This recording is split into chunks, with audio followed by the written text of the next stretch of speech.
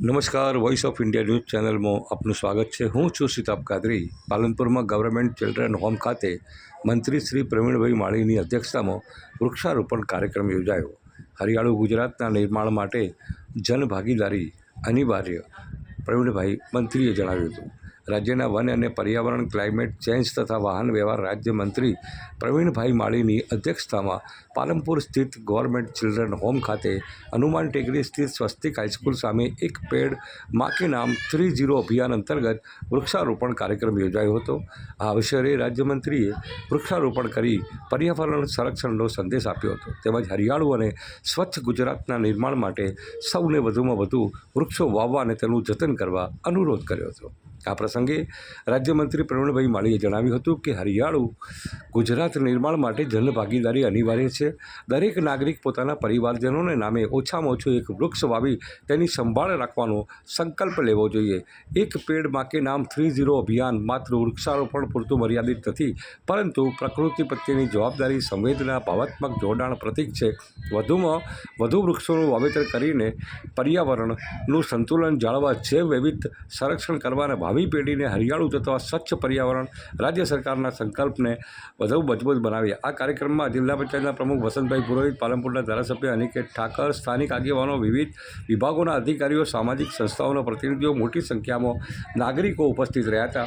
જ્યારે વિશ્વ હિન્દુ પરિષદના સંકલનથી જે કરેલા કાર્યક્રમમાં દિલસુખભાઈ અગ્રવાલ, લીંબાચિયાભાઈ, અતુલભાઈ ચોકસી તેમજ અશ્વિનભાઈ પ્રજાપતિ, મહેશભાઈ દવે, રમેશભાઈ દવે, જગાણાવાળા અને અન્ય લોકો પણ મોટી સંખ્યામાં ઉપસ્થિત રહ્યા હતા અને વૃક્ષારોપણ કાર્યક્રમ કર્યો હતો। અને મંત્રી શ્રી પ્રવીણભાઈ માળી પોતે પણ પોતાના સ્વહસ્તે અત્યારે કરી રહ્યું છે। એટલે અત્યારે મોટાભાગના કાર્યક્રમો વૃક્ષારોપણના મંત્રી શ્રી પ્રવીણભાઈના હસ્તે જોવા મળી રહ્યા છે। ગુજરાતને હરિયાળું બનાવવા માટે અને શંકરભાઈ ચૌધરી તેમજ અન્ય જે ગુજરાતના છે ધારાસભ્યો તમામે તમામ અત્યારે ગુજરાતને હરિયાળું બનાવવા માટે પહેલ કરી છે અને મોટા પ્રમાણમાં વૃક્ષોનું વાવેતર કરવામાં આવ્યું છે।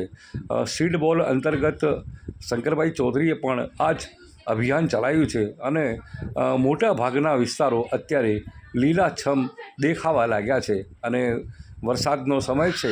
સાંભળો શું કહે છે બનાસકાંઠા ચિલ્ડ્રન હોમ ખાતે આજે તેની મુલાકાત કરવાનો અવસર મળ્યો છે। સાથે સાથે એક પેડ માં કે નામ જે અભિયાન ચાલ્યું છે એ નિમિત્તે ચિલ્ડ્રન હોમ અને વિશ્વ હિન્દુ પરિષદના સહયોગથી આજે એ ગ્રાઉન્ડની અંદર પ્લાન્ટેશન કરવાનો અવસર મળ્યો છે। વિવિધ કામગીરી જે ચિલ્ડ્રન હોમ દ્વારા સામાજિક ન્યાય અધિકારી વિભાગ દ્વારા જે ચાલી રહી છે તેનું નિરીક્ષણ પણ કર્યું છે।